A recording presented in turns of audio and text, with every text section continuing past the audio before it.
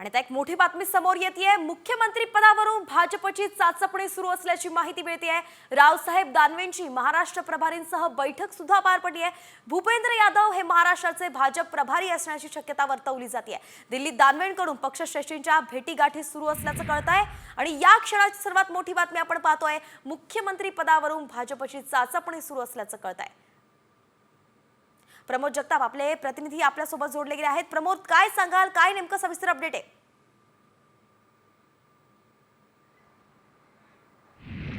वैष्णवी, 4 दिवसांपूर्वी महाराष्ट्र विधानसभेचा निकाल लागलेला आहे। एकनाथ शिंदे यांनी काही वेळापूर्वी मुख्यमंत्री पदाचा राजीनामा जरी दिलेला असला तरी महाराष्ट्राचा नवा मुख्यमंत्री कोण असेल याबाबतची अद्यापपर्यंत घोषणा झालेली नाहीये। ती घोषणा झालेली नसताना भाजपचे महत्त्वाचे नेते जे आहेत ते दिल्लीत गाठीभेटी घेण्यामध्ये व्यस्त असल्याचं आपल्याला बघायला मिळतंय। काल सुधीर मुनगंटीवार यांनी राजनाथ सिंग, जे केंद्रीय संरक्षण मंत्री आहेत, त्यांची भेट घेतलेली होती। आज सकाळी रावसाहेब दानवे, ज्यांच्याकडे महाराष्ट्राच्या विधानसभा निवडणुकीची प्रमुख पदाची जबाबदारी भाजपने दिलेली होती, त्या रावसाहेब दानवे यांनी महाराष्ट्राचे जे प्रभारी आहेत भूपेंद्र यादव त्यांची भेट घेतलेली आहे। वैष्णवी, हे सांगितलं पाहिजे की भूपेंद्र यादव यांच्या नियोजनानेच महाराष्ट्रामध्ये भारतीय जनता पार्टीने सगळ्यात जास्त जागा ज्या आहेत ते जिंकलेल्या आहेत आणि त्याच भूपेंद्र यादव यांच्यासोबत रावसाहेब दानवे यांची भेट जी आहे ती अत्यंत महत्त्वाची मानली जाते। महाराष्ट्रामध्ये बोललं जाते की देवेंद्र फडणवीस हे मुख्यमंत्री पदाचा भाजपचा चेहरा असेल, पण अद्यापपर्यंत त्याची घोषणा झालेली नाहीये। ती घोषणा झालेली नसतानाच देवेंद्र फडणवीस यांच्या नावावरती जरी घोषणा झालेली नसली तरी रावसाहेब दानवे यांची भूपेंद्र यादव यांच्यासोबतची होणारी ही भेट महत्त्वाची मानली जाते।